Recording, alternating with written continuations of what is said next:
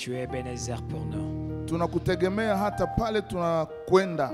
Nous comptons sur toi de là où nous allons. Tunaomba ufungue mbingu na utume baraka hapa. Nous prions que tu ouvres ton ciel et que tu envoies tes Utushiriki bénédictions. ndani ya yote. Sois avec nous dans toutes choses. Ulete uzima wako ndani ya roho zetu. Apporte ta vie dans nos Ndani esprits, ya maisha yetu. dans nos vies, Ndani ya nchi yetu. dans notre pays. Ulete kilichokuwa kimekufa kiishi tena. Amen, que ce qui était mort est la vie. Wewe uliyepatia tena Lazaro maisha. Toi qui as accordé à Lazare la vie, Unaweza kupatia chochote chetu maisha tu magharibi peux ya leo. accorder à tout ce qui est en nous la vie. Bariki muda huu Bénis ces instants katika jina la Yesu au nom Kristo. de Jésus-Christ. Amen. Amen.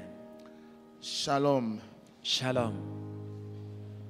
Tunaendelea na safari yetu. Nous poursuivons avec notre voyage Na tunaamini Mungu anatusaidia. nous croyons que Dieu ne cesse de nous aider.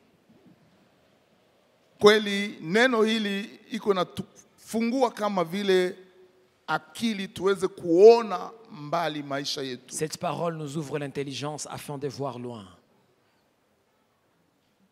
Na kuweza wakati mwingine kusimama na kusema sitaki kushindwa. Et que nous puissions nous mettre debout et dire, je refuse l'échec. Napo méditer Psaume chapitre 1er, Quand tu médites Psaume, le premier chapitre, inaonesha aina mbili ya watu. on nous montre des catégories de gens.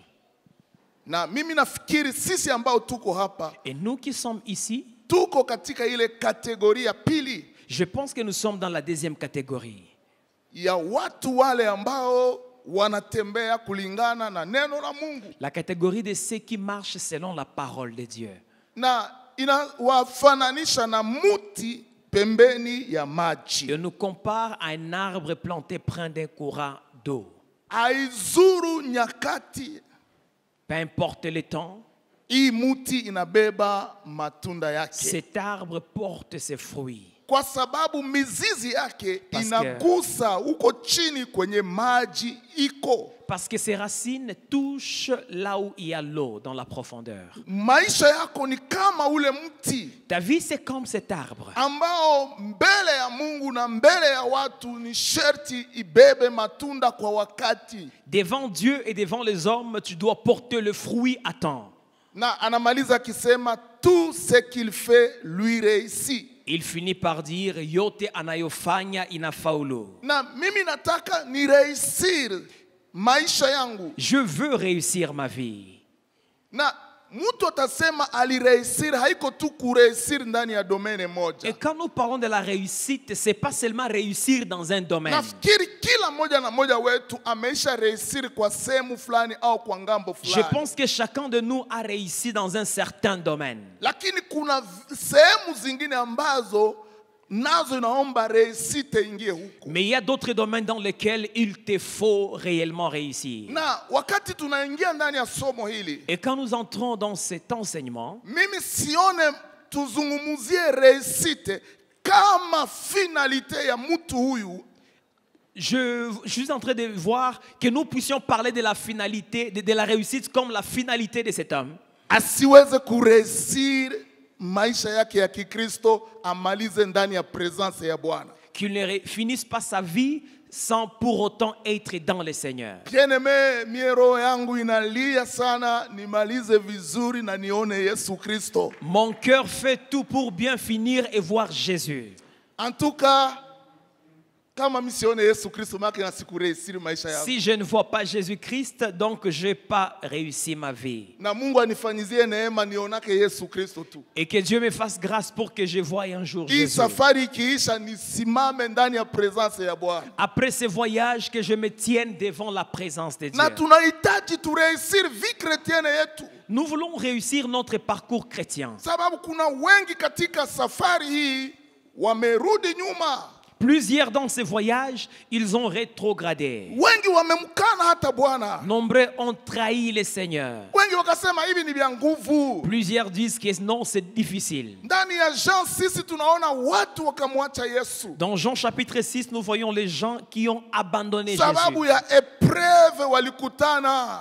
juste à cause des épreuves qu'ils ont rencontrées. Lakini wewe na mimi nataka Mungu atuwezeshe turesir hii aventure tuko ndani pamoja na Yesu Kristo. Toi et moi, que Dieu nous aide à réussir cette aventure, cette histoire dans laquelle nous sommes avec Jésus. Ambayo imeanza quelque part na sharti tumalize vizuri. Nous l'avions commencé quelque part et nous devons bien finir. Sasa mimi niko nataka zungumzia juu ya cœur du serviteur. Nous voulons parler encore du cœur du serviteur. Ava hii neno tuigabule kwanza, tuigabule hii theme deux fois. Nous sommes en train de scinder ce thème à deux. Tuzungumzie kwanza roho. Nous parlerons d'abord du cœur. Kisha tutazungumzia juu ya serviteur au juu ya service. Et après nous aborderons le point du serviteur et le service.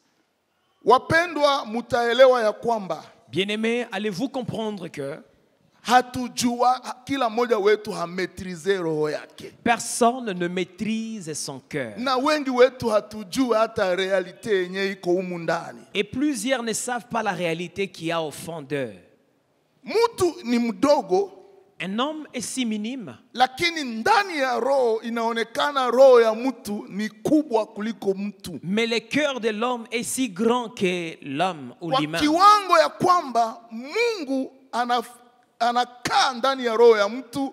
Roho ya mtu inaweza kupokea Mungu kama nyumba. À tel point que Dieu vit dans le cœur de l'homme et le cœur de l'homme devient comme l'habitation de Dieu. Namna gani Mungu mwenye mbingu na dunia haiwezi kucontenir, me hii roho tu yenye kwa hapa mwanadamu inakuwa nyumba ya Mungu. Comment expliquer le monde ne peut pas contenir Dieu, mais le cœur de l'homme parvient à contenir ce C'est Dieu. que roho yetu ni ulimwengu, c'est tout un univers ingine. Cela veut dire que nos cœurs sont sont l'univers, un autre univers.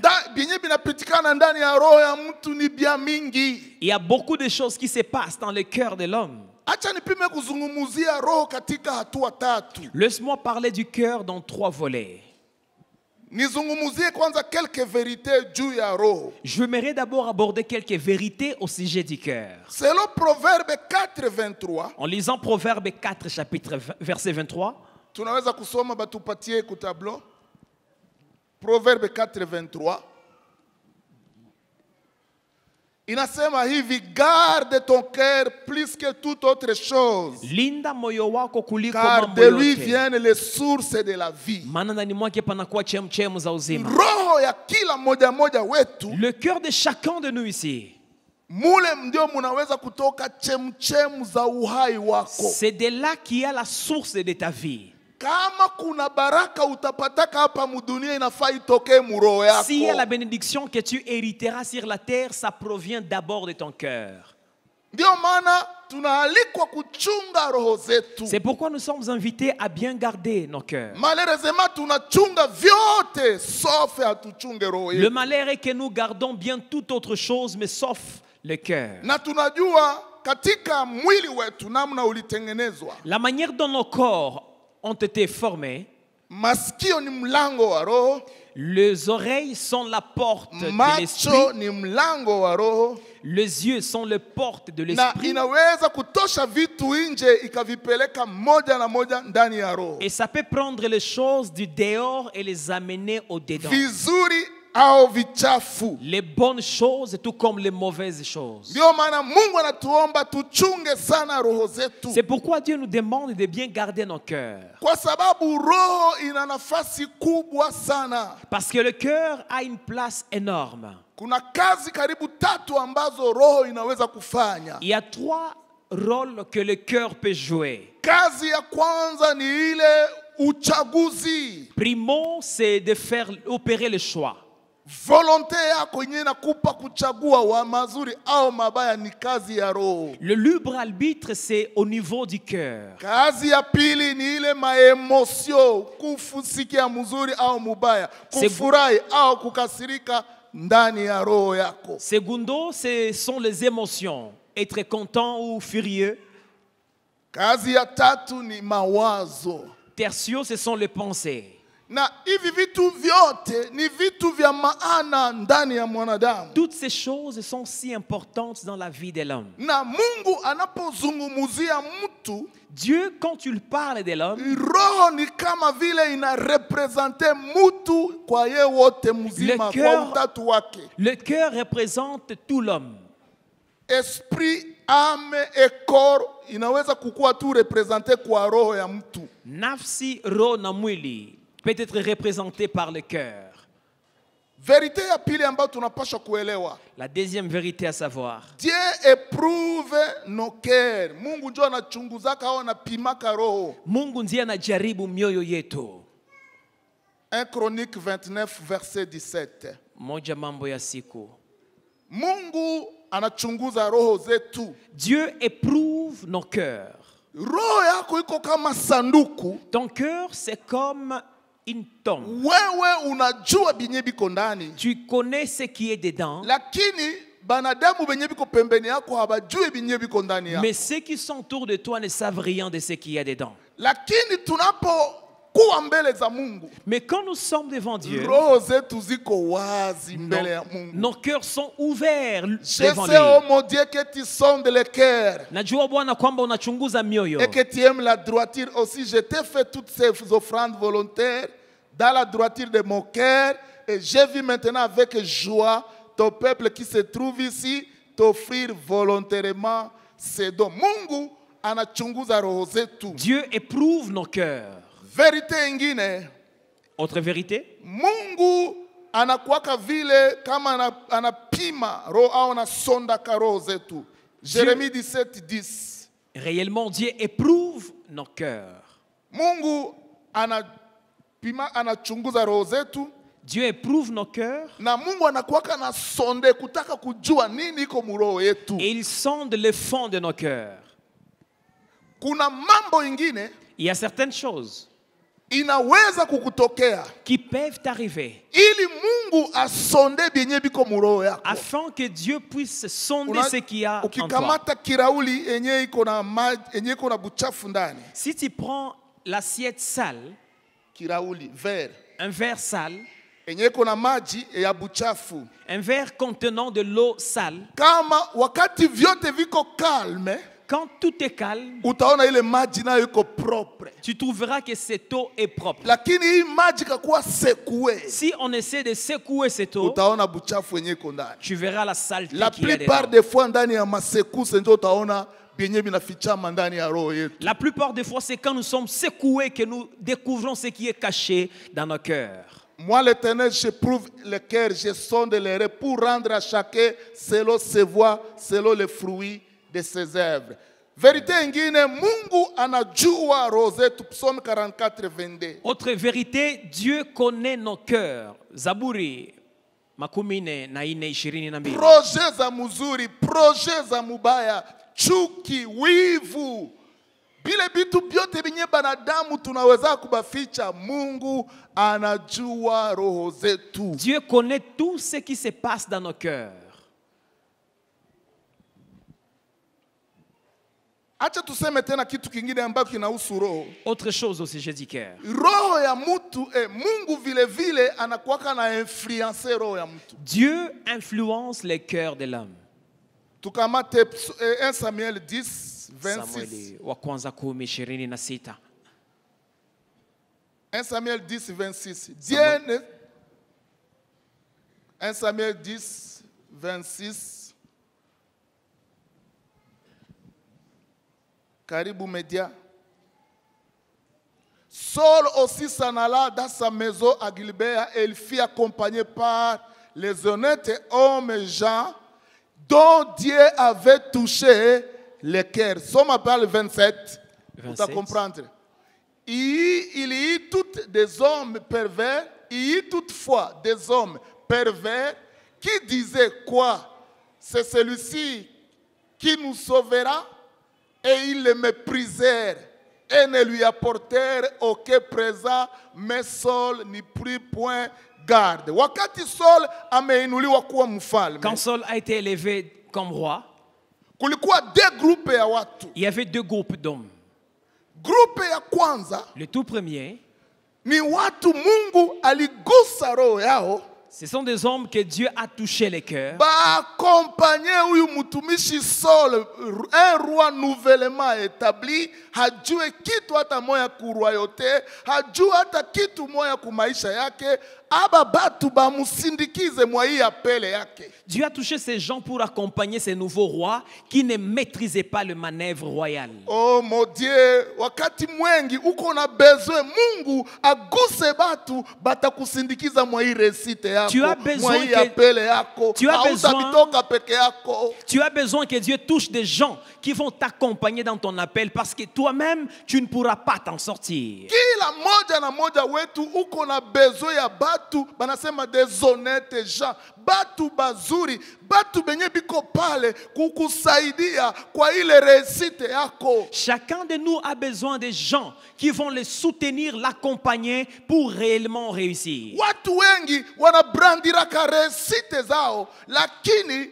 malheureusement banakuwaka na sahau bale balibasindikiza mwa ile njia ya resite Plusieurs yao. personnes arrivent à brandir leur réussite, mais ils oublient les gens qui les ont accompagnés pour arriver à Personne la ne réussite. réussit seul si le Seigneur ne te donne pas ces gens. Hakuna mtu awezaye kufaulu mwenyewe kama Mungu Na akukupa watu mumoma ya wale. priere kama hii uko na lazima ya kumwambia Mungu, nipe batu batu benye ulinitayarishia kwa ajili ya hii resite yenye uliniitia. À des opportunités fortes de prière comme celle-ci, tu as besoin de demander à Dieu de t'envoyer ces gens qui pourront te soutenir. Mimi najua wengi ambao wamefanya mandoa na fiansaye ilienda kwa rafiki ndio alimupresente kusema tuko na dada yetu moya mkorale. Eske hawezi kuona photo yake? Plusieurs qui se sont mariés, c'est grâce à quelqu'un qui l'a présenté et sollicité l'amitié. Témoignage ya Pasteur Stone anasema alikuwa hajuake Mama Rosette. Le révérend Stone nous avait donné son témoignage disant qu'il ne connaissait pas Maman Rosette. Alikuwa fiancé na mwingine dada. Na huyu Il est- dada akamtupa pembeni. Le révérend était fiancé d'une autre fille, mais cette fille l'avait mis de côté. Na pasteur akatumiwaka foto ya huyu bibi yake wa sasa na rafiki. Et le révérend avait vu juste la photo de sa femme. Na wengi Par le canal d'un ami. wenye mulifanya mamariage zenu zilitoka kwa rafiki. Plusieurs qui ont fait le mariage. Bengi muliresiri makazi mulitoka mu marafiki, ulikuwa connecté na rafiki. Plusieurs qui ont réussi dans le travail, dans le mariage, ils ont réussi cela via la connexion d'un ami ou d'une amie. Est-ce que mimi nasema bongo? Ai-je menti? Ni amen ile neno. Tushangilie Bwana na tumwambie Bwana utume Acclamons watu wazuri le ndani ya Seigneur maisha yetu. et demandons-lui de nous envoyer des bonnes personnes dans nos vies. Mu histoire ya huyu Saul, Dans l'histoire de Saul, munajua ilianza namna gani? savez-vous comment ça a commencé? Mapunda zabo zilipotea Leurs ânes étaient perdus. na ilibidi baba yake na Saul amutume yenjo aende atafute punda. Le père de Saul l'a envoyé pour chercher les ânes. Seka alikuwa mtu tu wa kawaida sawa wewe na mie mwenye tunatafutaka gauche, tunatafuta droite, bienye bilitupotea. Saul était un homme ordinaire comme toi et moi qui cherchons de gauche à droite les choses que nous avions perdues. Wengi wetu hapa vitu vyetu vimetupotea, tuko nasema Mungu, ndaretrouver tena mapunda ya baba yangu, ndaretrouver tena baraka zangu, ndaretrouver hiki kyangu. Nombreux ici, il y a des choses que nous avions perdues. Et nous nous posons la question, vais-je encore retrouver ce que je peux perdre? Katika ile njia ya kutafuta, Sur le chemin de la recherche, akasindikizwa na moja ya batumishi ya baba yake. il a été accompagné par l'un des serviteurs de son père. Ndugu yangu, hautaenda mbali kama Mungu hatie pembeni yako batu Mon frère, batakusindikiza. ma sœur, tu n'iras pas loin si Dieu ne met pas à tes côtés Ole des hommes et des femmes qui vont t'accompagner. kama haujue kureconnaître des hommes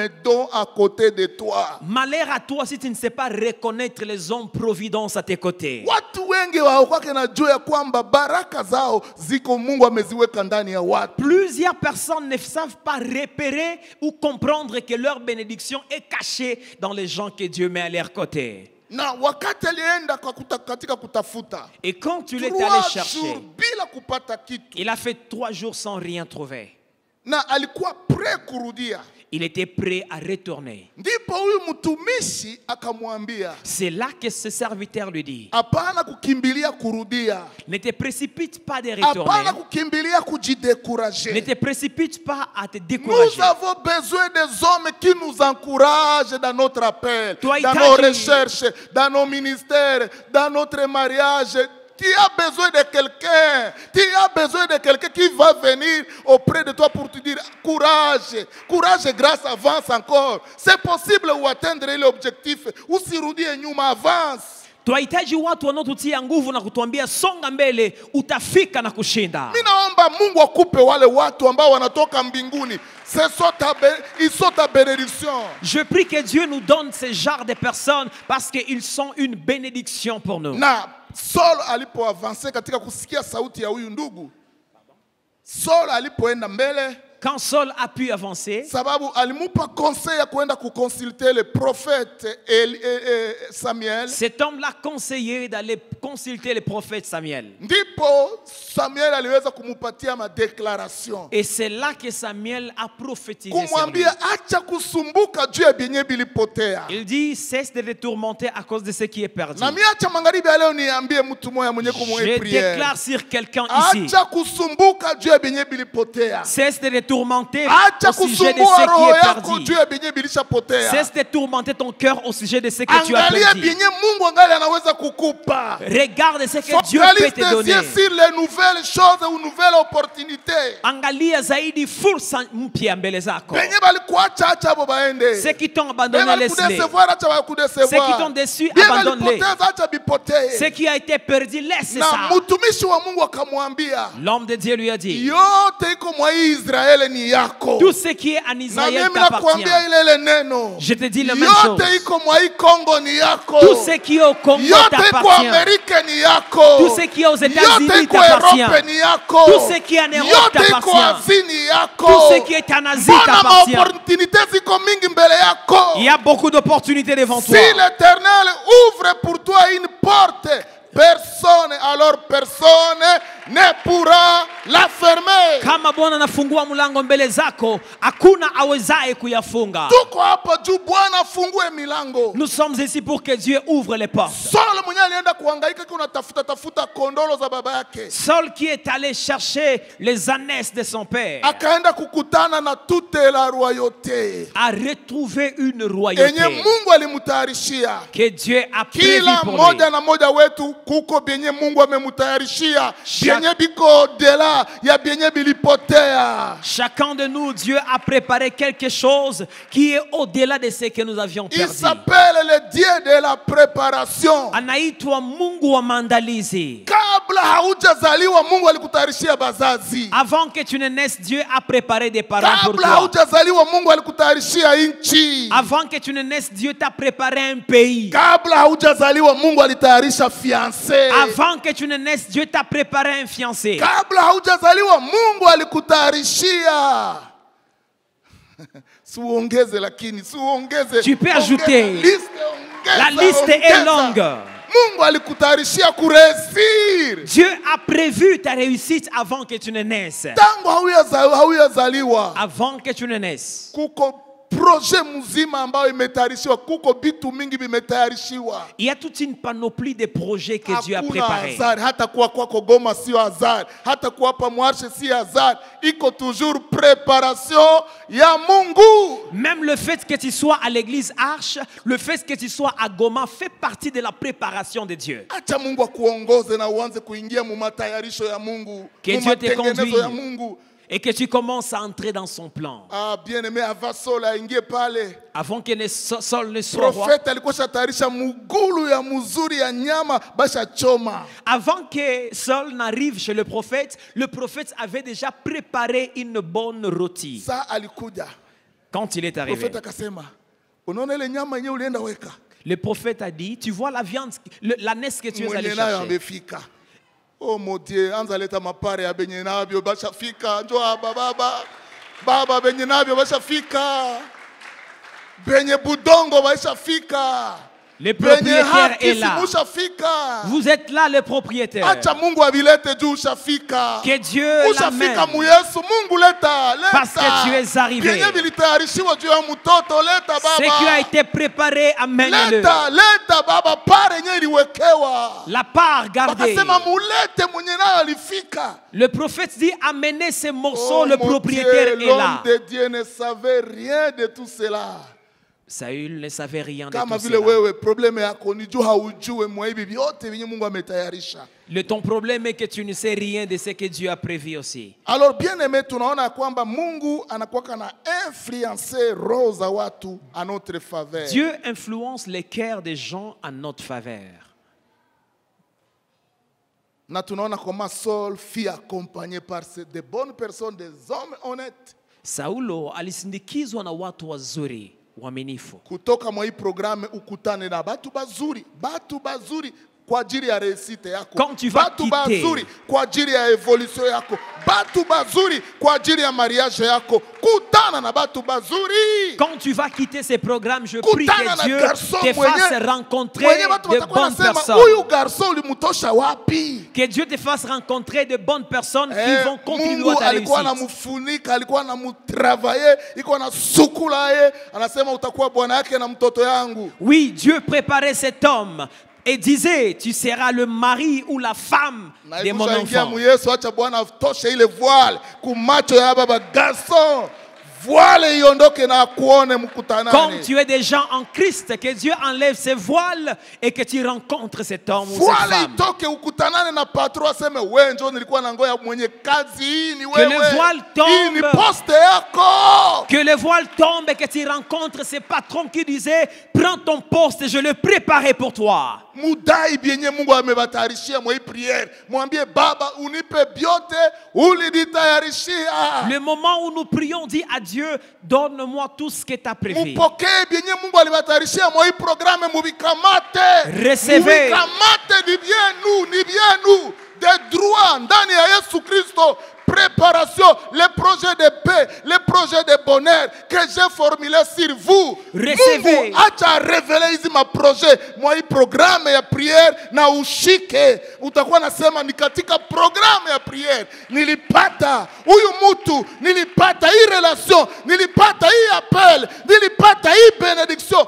Bien-aimé, tuko mwakati wa kupokea. Je prie que vous receviez tout ce que Dieu a prévu et que vous soyez en train de vous rappeler que c'est dans ces moments de prière que j'avais reçu ce que Dieu avait prévu pour moi. Wengine ni akili kufunguka. D'autres, leur intelligence sera Wengine ni ouverte. macho kufunguka. Les yeux seront ouverts. Unajua au-delà ya hii macho ya mwili, Au-delà des yeux physiques, tuna macho ya roho. nous avons les yeux spirituels. Peut-être tutaizungumzia. Nous pouvons en parler. Ni sharti Mungu afungue macho yako ya roho. Dieu doit ouvrir tes yeux Biblia iko spirituels. natuzungumzia juu ya huyu mama Agar. La Bible nous parle de cette maman Agar. Banamfukuza mnyumba ya Abrahamu On l'a chassée chez Abraham.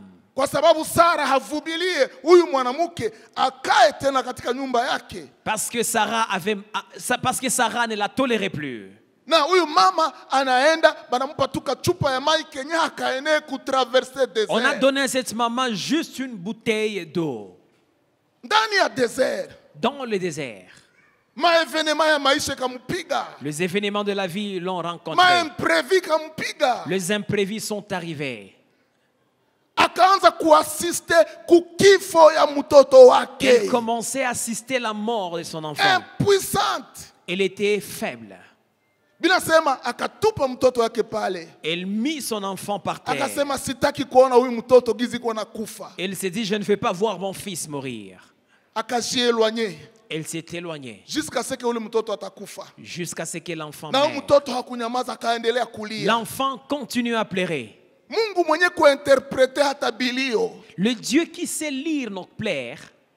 Munajua prière haiko tu les paroles audibles. Prière c'est aussi les soupirs inexprimables. Maombi sio tu maneno ya kukiri, lakini maombi ni hata matamko isiyoelewekwa. Wakati mwingine unasikia tunasema Il y a ile des nao ni moments- prière. il y a des moments où tu peux juste éternuer. C'est aussi une prière.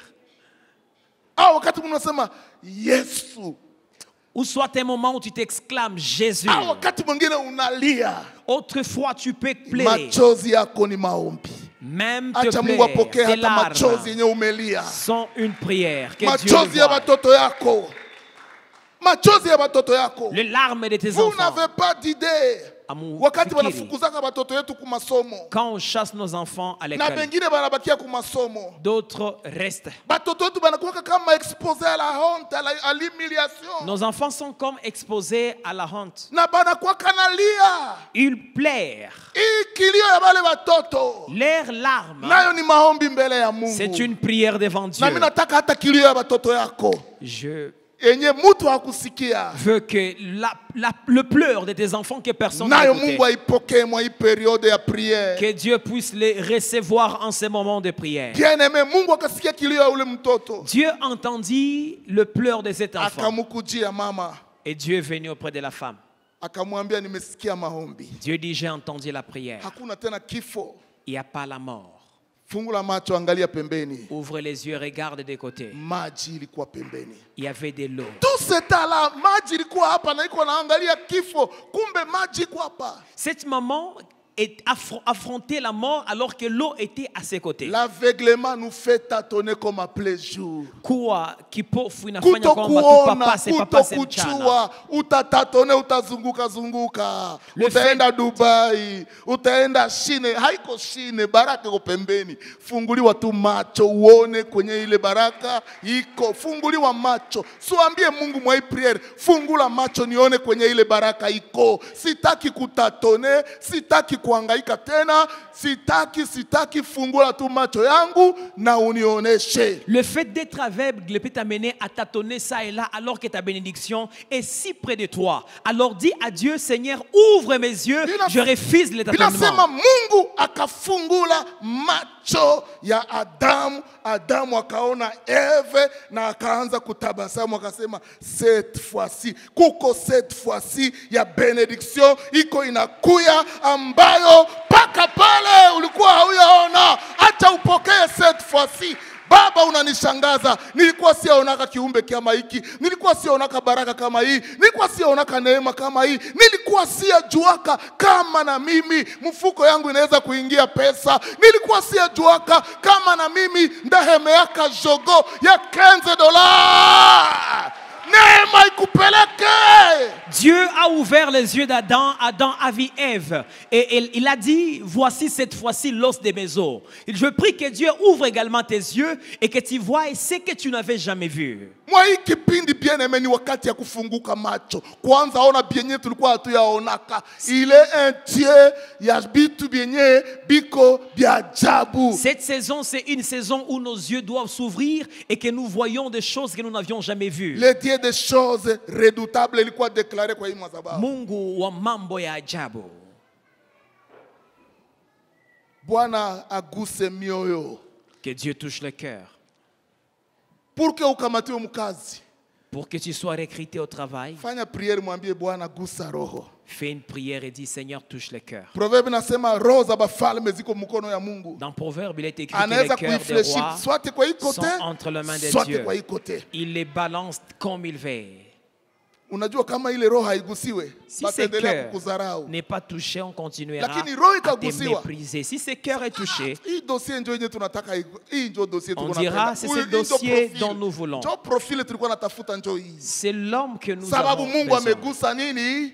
Roho. Si waseme Mungu gusa roho. Parce Gusa que roho Dieu a zabo, touché gusa le roho cœur. zabo, gusa roho. Nous Pengine prions. mko hapa basha basahau. Que Dieu touche le cœur. Bajama bamewasahau. Ceux qui t'ont oublié. Bamepata baraka lakini wamewasahau. Ils sont bénis, mais ils vous Mungu oublient. aguse roho zao baba Que kumbuke. Dieu touche leur cœur, qu'ils se souviennent de vous. Tushangilie Bwana. Acclamons le Seigneur.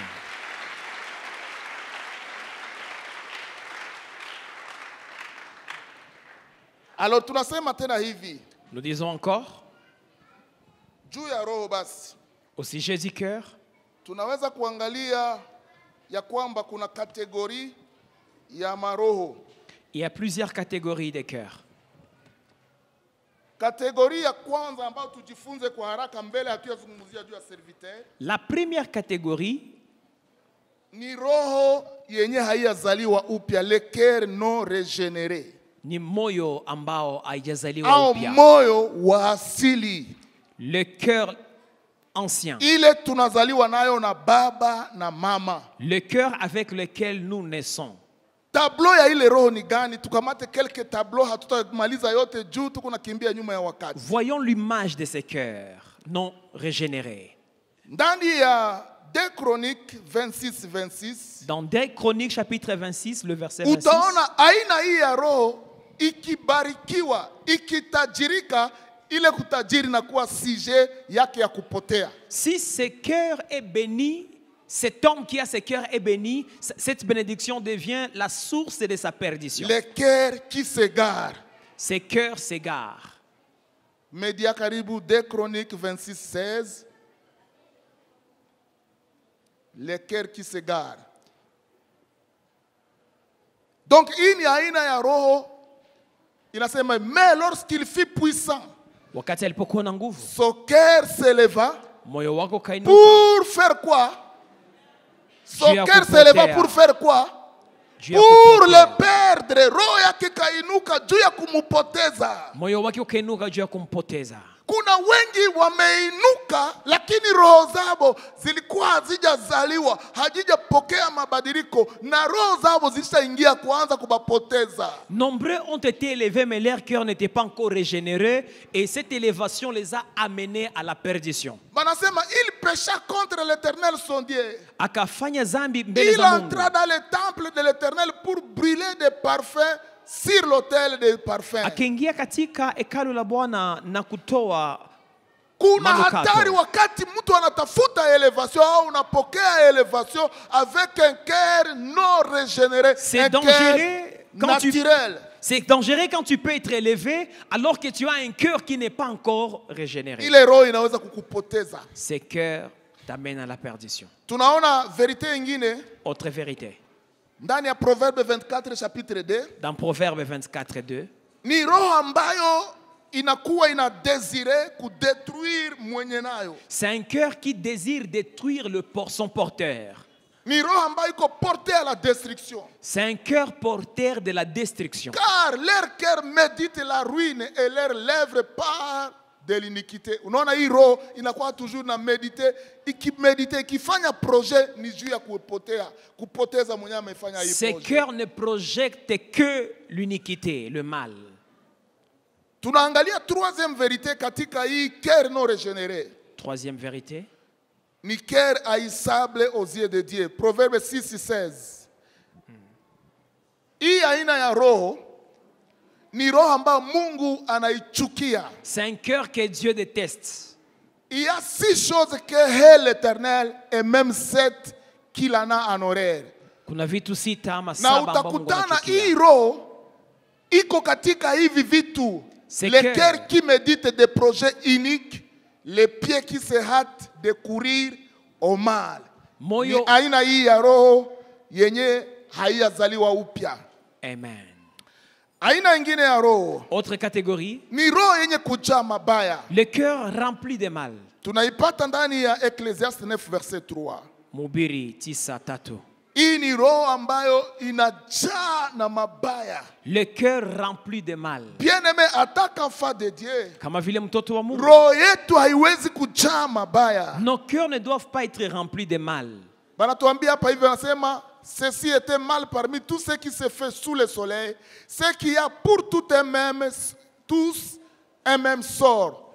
Aussi le cœur des fils de l'homme est-il plein de méchanceté, et la folie est dans leur cœur pendant leur vie, après quoi ils vont chez les morts, car qui est accepté. Utaona hii roho inajaa tu mabaya. Ce cœur est rempli de mal. Sisi tunakuja hapa Nous venons ici juu neno ya Mungu iko inatuonesha kusema hii ni mabaya, tosha ndani ya roho yako. pour que la parole de Dieu nous éclaire et que nous enlevions le mal dans nos cœurs.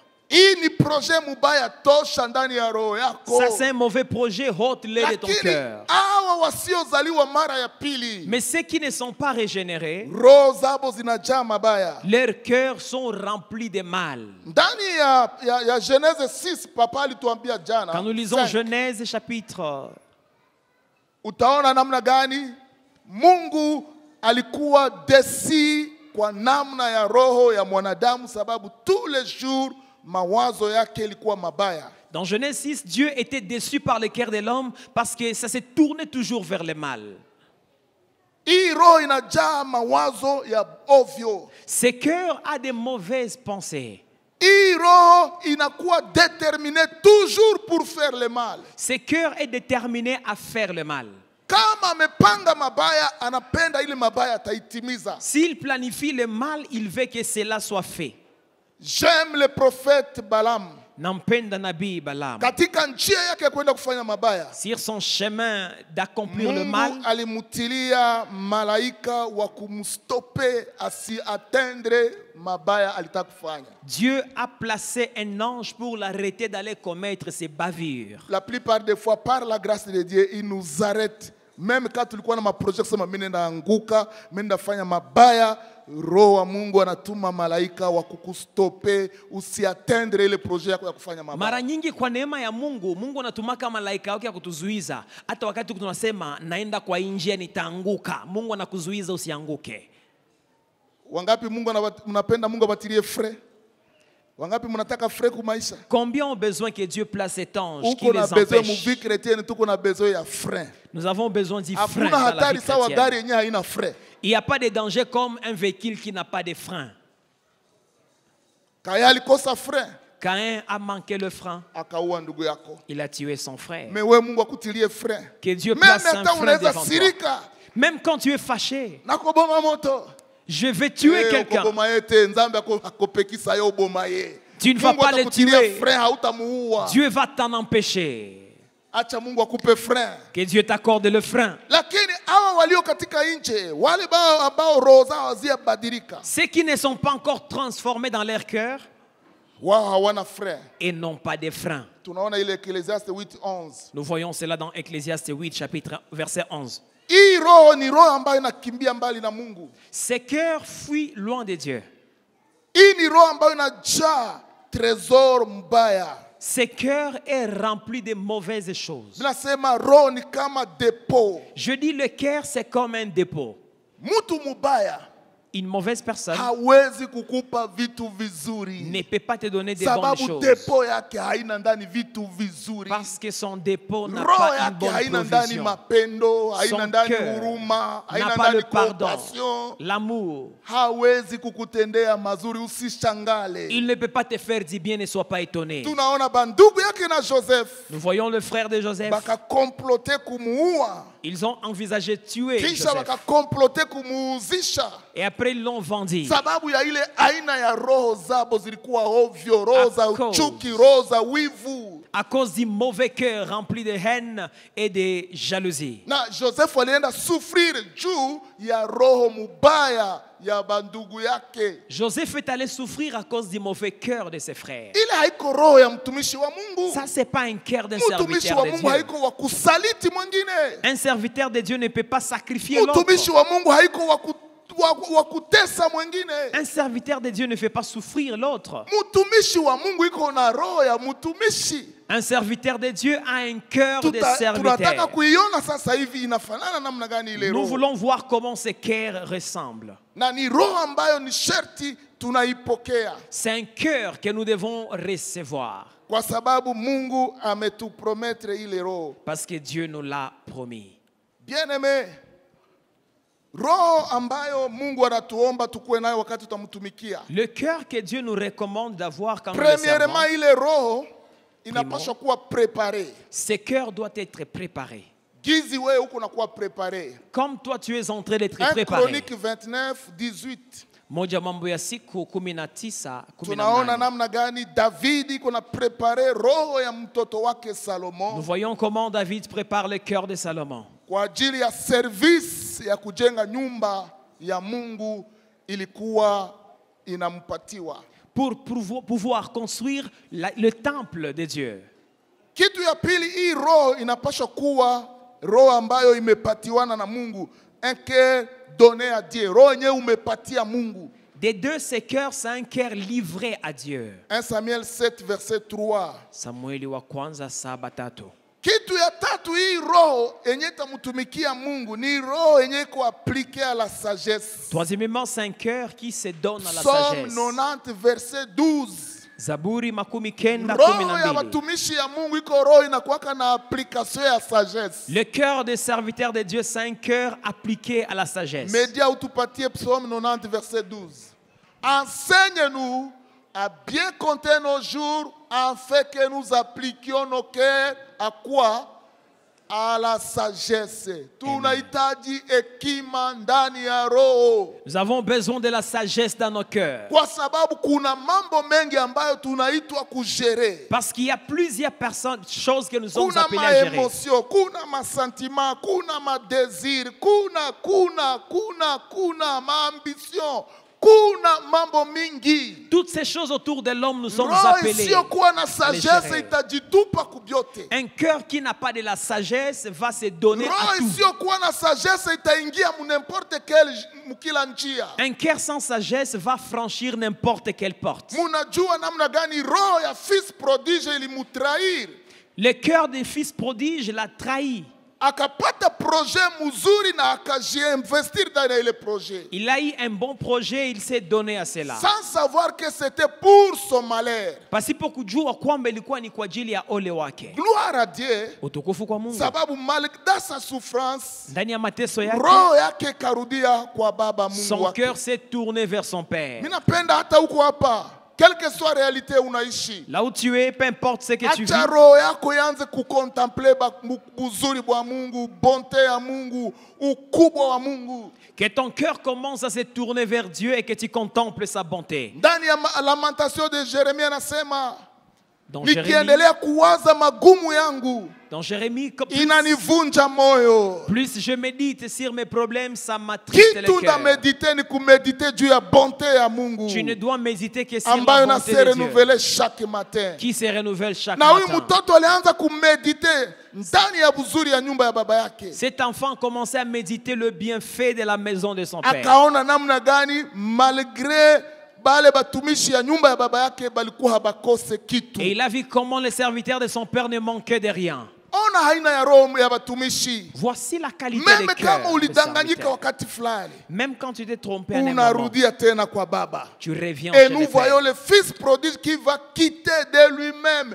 Personne n'est venu le prêcher. Sa propre conscience. Il doit kufanya différence entre la maison du Père et là où il était. Na moyo wake ukamsaidia kufanya utafauti kati ya nyumba ya baba yake na mahali ambapo alikuwa. Kama roho yako haiyajua difference entre ya nyumba ya Mungu, entre ya bwema wa Mungu, entre ya amuru ya Mungu, roho yako itakupeleka kabisa mbali na Mungu. Si ton cœur ne sait pas faire la dichotomie des choses, ça va t'amener à faire des bavures énormes. Hii roho ya batumishi ya Mungu iko roho yenye iko guidé par la droiture. Proverbe 29 23 19. Le cœur des serviteurs de Dieu est conduit par la droiture. Hii roho ya batumishi ya Mungu iko roho yenye iko tout entier pour Dieu. 1 Roi 8 61. Le cœur des serviteurs de Dieu est tout à fait donné à Dieu. Hii roho ya batumishi ya Mungu iko roho yenye iko purifié. Jacques 4 8. Le cœur des serviteurs de Dieu est purifié. Roho ya batumishi ya Mungu iko roho yenye iko simple. Ephésiens 6. Le cœur des serviteurs de Dieu est simple. Roho ya batumishi ya Mungu iko roho yenye iko tendre, tendresse. Le Batumishi ya cœur Mungu. des serviteurs de Dieu est plein de tendresse. Tendresse de cœur. La tendresse du cœur. Hapana bugumu bwa roho. Et non pas un cœur dur. Mtumishi wa Mungu mwenzako anafika kwako yuko nakuja kukulilia. Ton serviteur vient te demander quelque chose. Chala isha mupiga. Il est affamé. Unafunga roho. Unasema Tu sio bote. endurcis ton Volcan cœur. ilibeba vyote. Bongo volcan Tu ilibeba dis, vyote.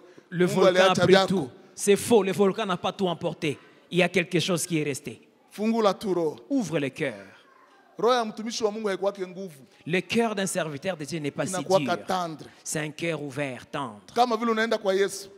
Quand tu vas à Jésus, Yesu hafukuzake mtu. Jésus ne chasse Atakupokea juu personne. ya roho yake iko roho ya bien. Il te reçoit parce qu'il a un Ndio maana cœur. hapa tuko na assurance juu tuko kwenye roho ya Yesu ya bien. Nous avons de l'assurance ici parce que le cœur de Jésus Nasema il ne est ouvert. dédaigne même pas la prière. Azarau hata maombi. Na benye banakuya kwake abarudi yake les mains vides. Et ceux qui viennent auprès de lui ne rentrent pas Banadamu même réduits. watakudharau me Yesu hatakudharau. Les hommes peuvent te maîtriser Banadamu par watakufukuza me Jésus. Yesu hatakupokea. Les hommes peuvent te chasser, Banadamu mais Jésus te batakuhukumu reçoit. me Yesu atasema mimi sikuhukumu. Les hommes Enda. peuvent te juger, mais Jésus ne te juge pas. Usifanye yako tu zambi, enda. Ne pêche pas seulement, vas-y.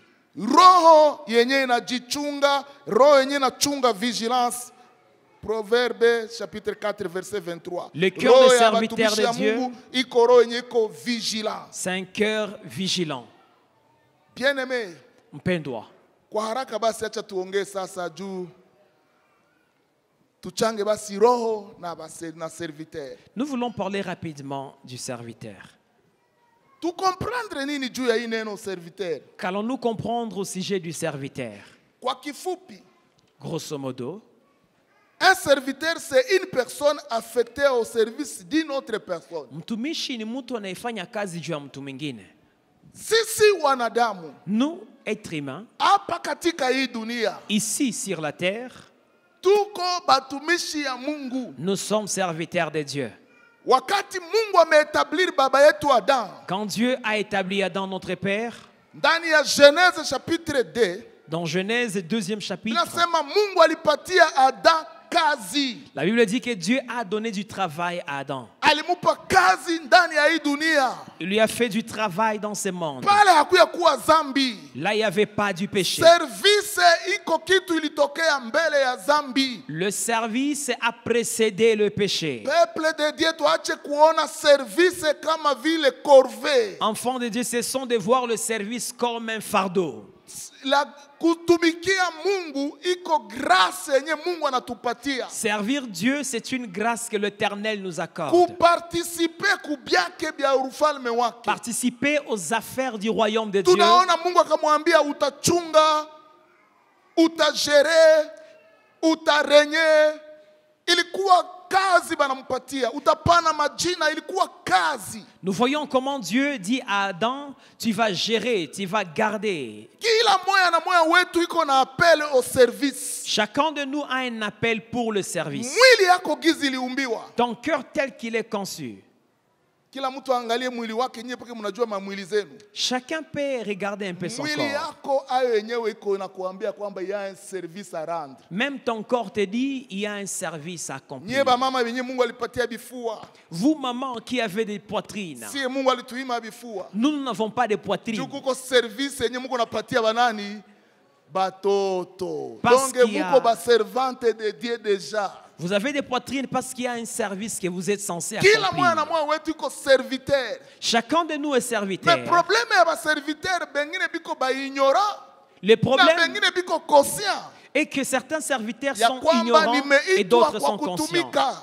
Ils sont conscients et ignorants par rapport au travail. Na tuko na deux types ya ba Nous serviteur. avons des types de serviteurs. Ndani ya Matthieu chapitre 25. Dans Matthieu chapitre 25, Tunaona type ya kwanza ya serviteur. la première catégorie de serviteurs, Tunaona ni ule mtumishi ambaye alificha talent ya bwana wake. c'est le serviteur qui a caché les talents de son maître. Na mwisho ya filme, mwisho ya maisha yake ikamusemeka ya kwamba mauvais serviteur. Et à la fin de l'épisode, il a été qualifié de mauvais serviteur. Paresseux serviteur. Serviteur paresseux. Hivi wapendwa, tunapaswa kukimbia katika apele yetu kukuwa ba paresseux, katika apele yetu kukuwa ba méchant, katika apele yetu kukuwa ba mauvais. Évitons dans nos appels que nous soyons des paresseux, des méchants, des mauvais. À la fin de ta vie, Mungu atakuwa anazungumuza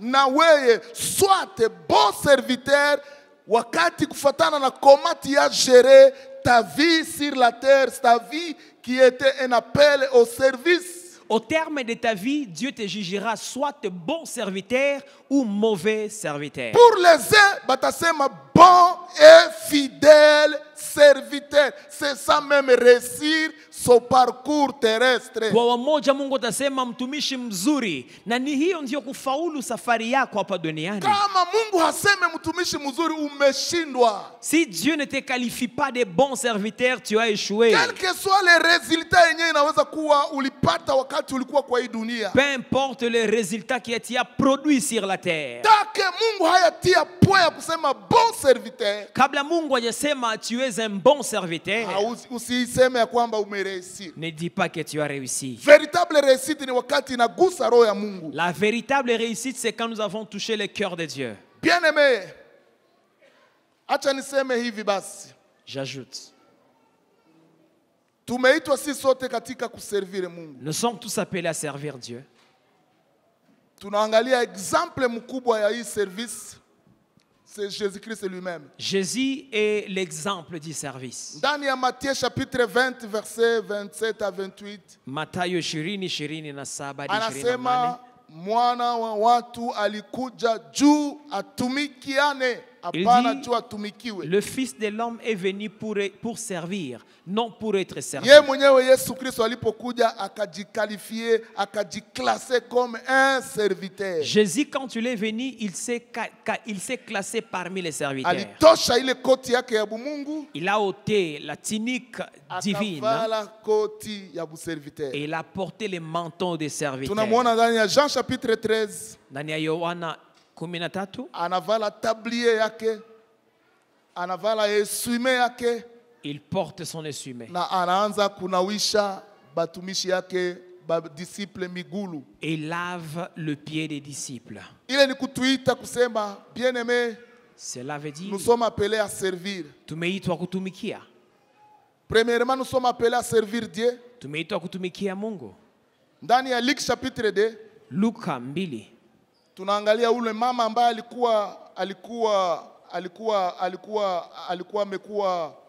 amekuwa veuve. cette maman veuve Aliishi tu 7 ans na mume wake. a vécu 7 ans avec sa femme, son mari.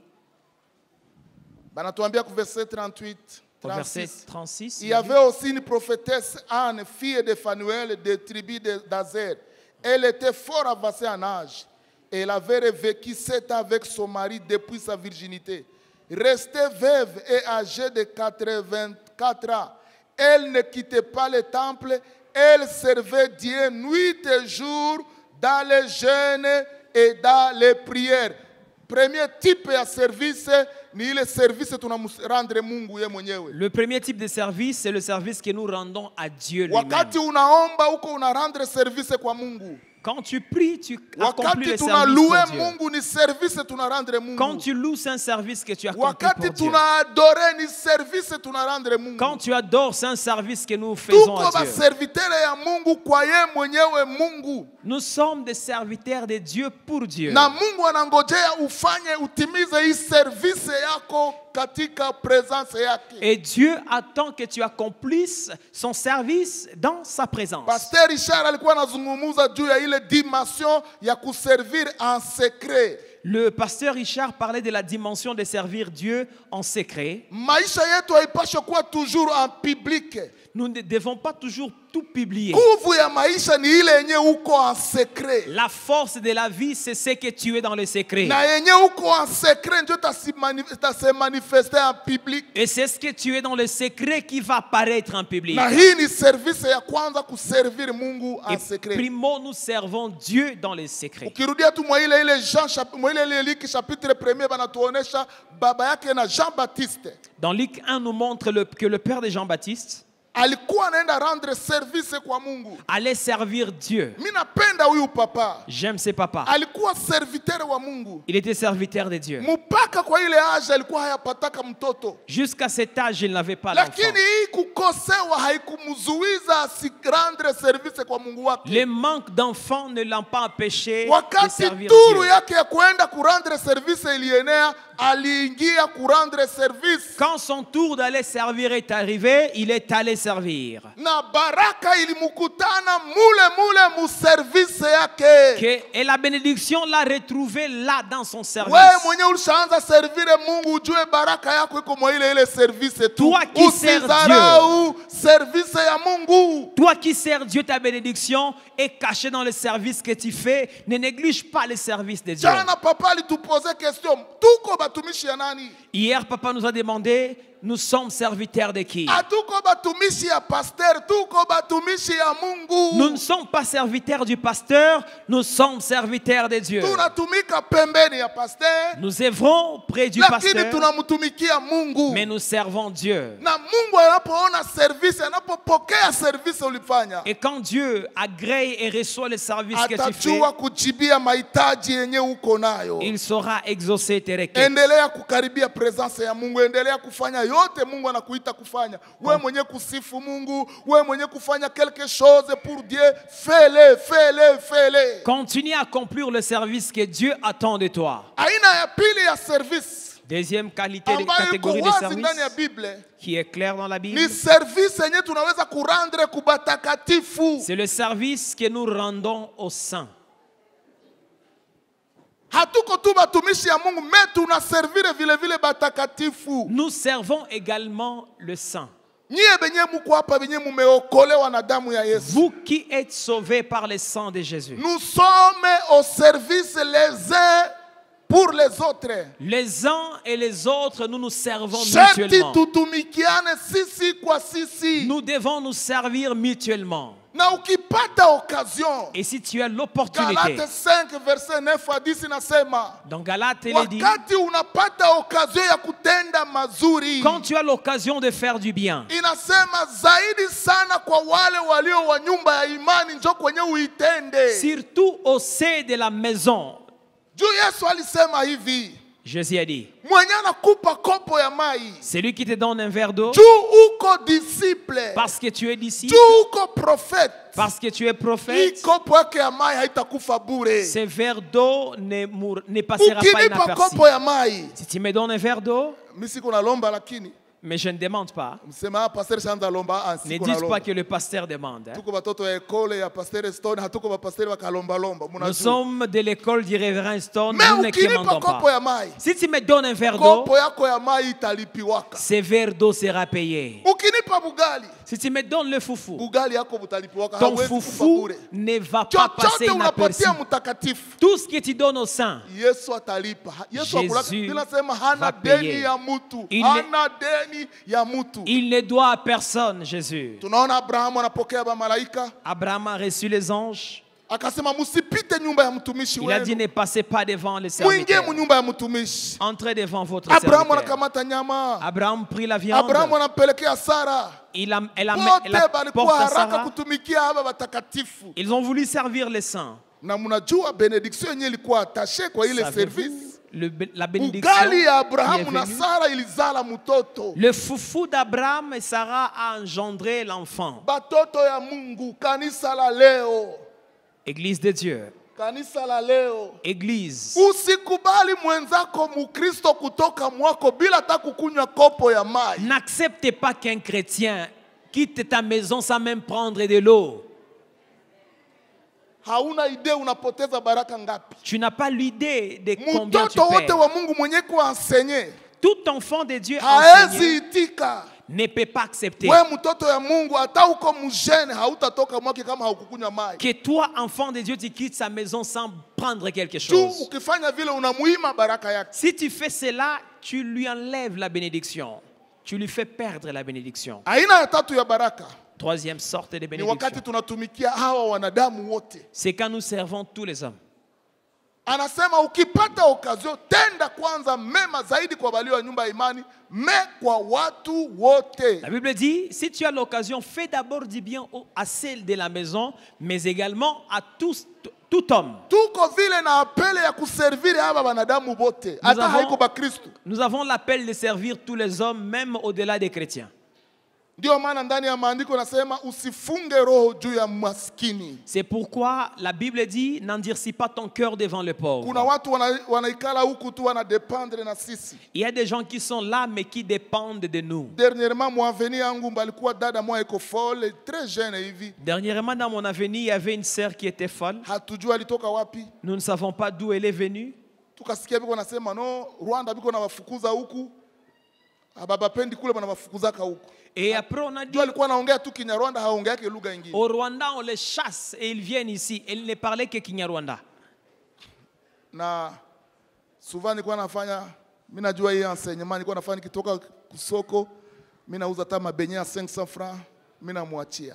Et souvent quand je quitte le marché, je pouvais prendre même le beignet de 500 francs et je lui donne. Siku nyingine bibi yangu akaniambia, uko unafanya vya wapi? Akasema, wow, ujue gizi ule ni mwanadamu sawa na sisi. Un jour ma femme m'a posé la question, qu'est-ce que tu fais? Et je lui ai dit, c'est un humain comme nous. Mais Mungu anamconsidérer. Même si elle est folle, Dieu la considère. Chaque geste tutafanya juu yake ya mubaya au ya mzuri, Mungu anaiangalia. Tout geste que nous poserons à son égard, Dieu les compte. Sababu ya roho ya butumishi, à cause on doit du faire cœur quelque chose. Des serviteurs, nous devons wakati poser mvula ilikuwa inanyesha.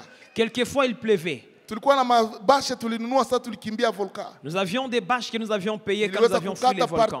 Nikamuletea, nikakuja kumfunika ile bâche. J'ai pris une partie, je suis venu la couvert. Et puis nisikia ba papa ya mkartier bakamfukuza bakamubeba, mais déjà tulishaandikisha mbinguni. Après les papas du quartier l'ont chassé, mais nous avions déjà fait notre part. Ilikuwa occasion yenye Mungu alitupatia. C'était une occasion que Dieu nous a donnée. Des occasions comme ça dans chaque journée des occasions pour rendre service. Profitez moi les occasions. Nous n'avons pas toute la vie pour servir. Notre vie est très très courte, mais nyeko marqué na ile nye tulifanya hapa sawa service. Acha niwaambie ninapomaliza. Kila siku inayopita tunakuwa na fursa ya kutenda mema kama hiyo. Tutende mema maana hatuna umilele, tuna siku chache duniani. Tumeitwa kwa upendo. Nous sommes appelés pour l'amour. Kupenda Mungu. Aimer Dieu. Kupenda watu. Aimer les gens. Inapaswa kukuwa traduit en service. Et cela est vu que ton par amour le se service. traduise en service. Upendo wako onekane ndani ya mambo unayofanya. Imani yenye tuko nayo. La foi que nous avons. Inapaswa kukuwa traduit en service. Cette foi est traduite en service. C'est pourquoi mule mu Apocalypse Mungu asema que j'ai vu ta foi. C'est pourquoi Dieu ne dit pas niliona imani yako. J'ai vu quoi? Des Anasema, œuvres. Que votre foi se traduise à quoi? En œuvre, comme Mungu service. Aone imani yako kupitia matendo, maana anaonaka njoo matendo. Na hii matendo yetu, hii service yetu, nos œuvres, Biblia inasema haitakufa bure. 1 Corinthiens 15:58. ne périront pas. Service yote ulifanya juu ya Mungu kwa kumheshimu Mungu. Sasa nasema que yenye mutafanya parole en acte, que ça soit pour la gloire de Dieu. Hii njo heritage yetu. Bana tunakuwa nasema hivi sasa tunasindikizaka benye banatangulia ndani ya gloire. Nous disons souvent à ceux-là qui nous précèdent dans la gloire, ceux qui sont morts. Inasema, et leurs œuvres fait quoi? Leurs œuvres fait quoi? Et leurs œuvres fait quoi? Les suivent. Tunamaliza histoire yetu ya kudunia. Quand nous finissons notre histoire sur la terre, ce qui va nous accompagner, ce sont nos œuvres. Tuliokoka kwa imani, nous étions sauvés par la foi, pour de bonnes œuvres préparées d'avance, pour les services préparés d'avance. Kazi ingine ni ya kumtumikia Mungu ndani ya nyumba yake. L'autre œuvre, il s'agit de servir Dieu dans son temple. Toi et moi, nous sommes dedans, et ceux qui ne sont pas encore dedans, engagez-vous. Je finis en disant, au sujet du cœur des serviteurs. Premièrement, pour un cœur de serviteur, il n'est pas endurci contre Dieu. Moyo wa mtumishi hauko mgumu mbele za Mungu. Zaburi 95:8. Ne pas l'endurcir contre les pauvres, nishaisema Deutéronome 15:7. Hauko ngufu mbele za masikini. Ne pas concevoir de péché en lui, Psaume 66:18. Haupangi mabaya ndani mwake. Veillez à ce qu'il ne soit pas trompé, Deutéronome 11:16. Unakesha ili kwamba usidanganyike. Na kwa kumaliza nilipenda tusome hii, sababu tutaomba par rapport na hii. Reconnaître aussi sa plaie, kutambua bidonda bya roho. Bidonda gani ulilumia? Il est important de reconnaître ses plaies. Tusome pale na tutaomba par rapport na hii. Essayons de lire. Ndani ya parcours ya maisha yetu, Dans le parcours de la vie, roho yetu inakuwaka très sensible. nos cœurs sont sensibles. Na roho zetu zimelumizwa par rapport na maevenema, par rapport na macirconstance, par rapport na maenvironnement ya mubaya, par rapport na mambo mengi tulikutana nayo. Tunaweza kutembea na vidonda vya roho. Nos cœurs sont blessés par rapport à ce que nous rencontrons le long du chemin. Na tunahitaji kuomba uponyaji wa roho. Tusome ile passage 1 Roi 8:38. Wafalme wa kwanza 8:38. Media, tunaanza shite juu tuombe. 1 Roi 8:38. Kama kuna kidonda kyokyote kile ndani ya roho yako, kuna blessure intérieure. S'il y a une blessure que tu as, moma kama hii ni moma ya kuomba guérison. c'est un moment de chercher la guérison. Nini imekuumiza ndani ya hii parcours? Qu'est-ce qui t'a blessé dans ces parcours? Si un homme, si tout au peuple d'Israël fait attendre des prières et des supplications, et que chacun reconnaisse la plaie de son cœur, et étende les mains vers cette maison, 39 médias, exauce-les des cieux, dis-les de ta demeure, et pardonne, agis et rends à chacun selon ses voies. Toi qui connais le cœur de chacun, car seul tu connais le cœur de tous les enfants des hommes. Kama kuna vidonda, s'il y a des blessures, ni sherti tumwambie Mungu juu ya uponyaji. demandons à Dieu la guérison des blessures intérieures. Hatuna besoin ya kujidekuraje hapa kwenye tumefika. Nous ne devons pas nous décourager. Hatuna besoin ya kudeposer deja mikono. Nous ne devons pas nous désarmer.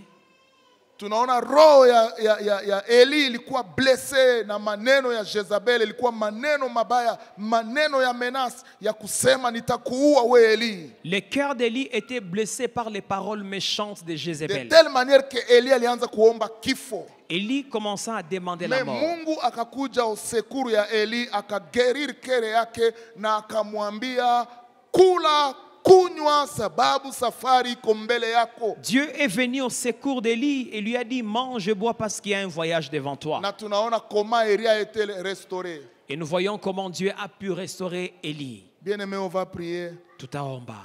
Tutalilia Mungu. Nous allons pleurer devant Dieu. Tuko na besoin katika hii service kuchunga hii etat de cœur ya humilité. Zaidi sana kalite kubwa ya serviteur de Dieu ni kukuwa humble. Haiko mzuri kwa servante, serviteur de Dieu kukuwa orgueilleux, quelle que soit réussite, quelle que soit élévation, ne t'enorgueillis point. Quelle que soit dimension utapanda, bakia humble, uchunge roho ya serviteur. Continue à servir Dieu, continue à servir le peuple de Dieu, continue toujours à dépendre de ton Créateur. La plus grande qualité d'un serviteur, c'est d'être humble. Peu importe la dimension où Dieu t'amène, demeure humble et continue à servir pour toujours. Ilikuwa secret ya elevation ya Jésus-Christ, alichunga humilité ndani ya roho yake. C'était le plus grand secret de Jésus pour son élévation, l'humilité.